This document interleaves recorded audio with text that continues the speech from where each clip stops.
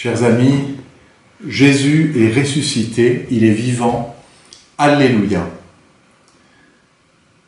Le calme étrange du confinement que nous connaissons et que partage une grande partie du monde peut nous introduire dans le silence du tombeau vide de Jésus, le matin de Pâques.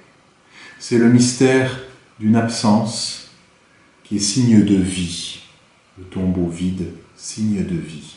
Dans ce silence du tombeau vide, nous découvrons que la vie, plus forte que la mort, ne fait pas de bruit. La mort du Christ s'accompagne de tremblements de terre, du dernier cri de Jésus, « Père, entre tes mains je remets mon esprit ». La naissance d'un bébé s'accompagne d'un cri, mais la renaissance, la résurrection est silencieuse, paisible. La pierre est roulée et les gardes dorment. La vie qui ne finira pas a surgi dans le calme, dans la paix, fruit d'un amour immense, infini et surpuissant, mais délicat, doux, ne s'imposant pas, ne blessant personne.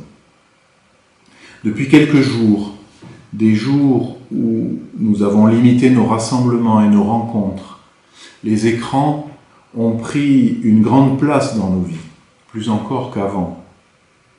Pour tous ceux qui ont accès à ces technologies, les écrans rendent le confinement plus facile, le travail à distance plus performant, les liens plus durables, même quand on ne peut pas se rencontrer.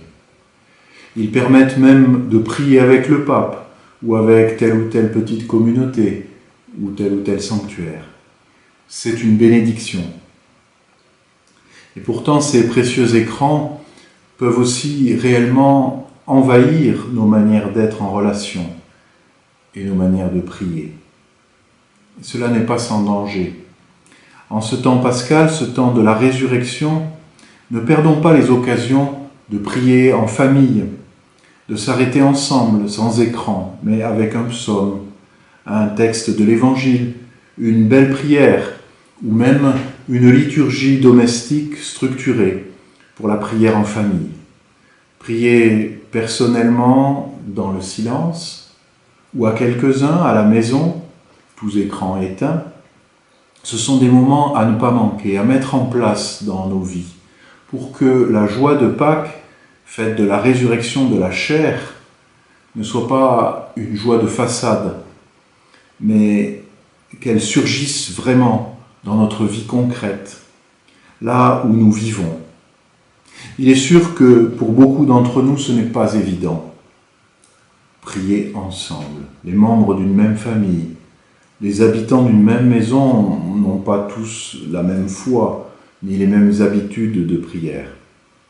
Pourtant, il est important de faire ce qui est possible ensemble, en vérité, avec ceux qui habitent chacun. La résurrection de Jésus, c'est aussi un envoi en mission. Aux femmes qui ont vu Jésus au tombeau, le ressuscité confie ce message pour les disciples.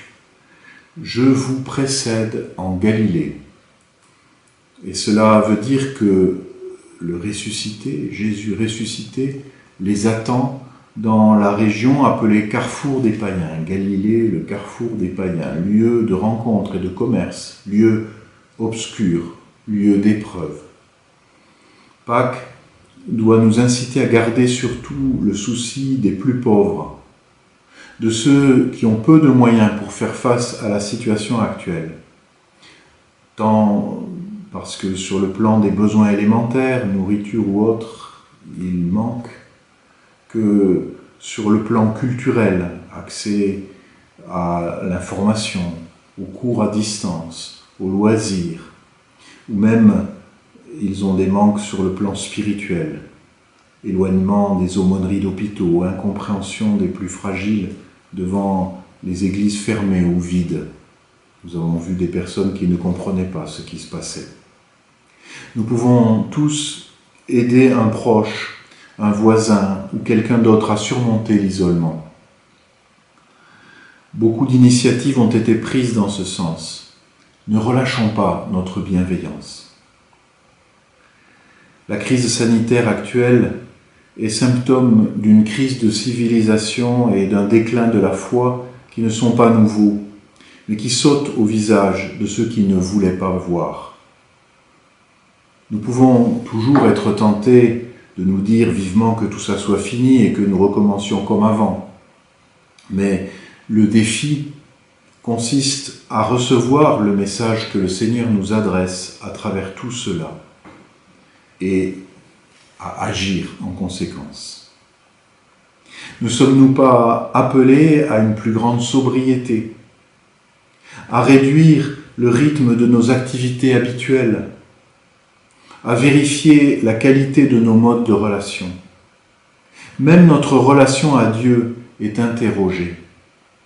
Le témoignage des chrétiens va compter pour l'évolution du monde de l'après-coronavirus. La joie de la résurrection nous libère de la peur et des illusions consuméristes.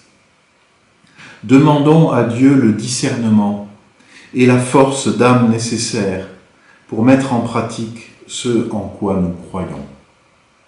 Jésus a donné sa vie par amour pour tous les hommes. Alors, n'ayons pas peur, il est ressuscité. Alléluia.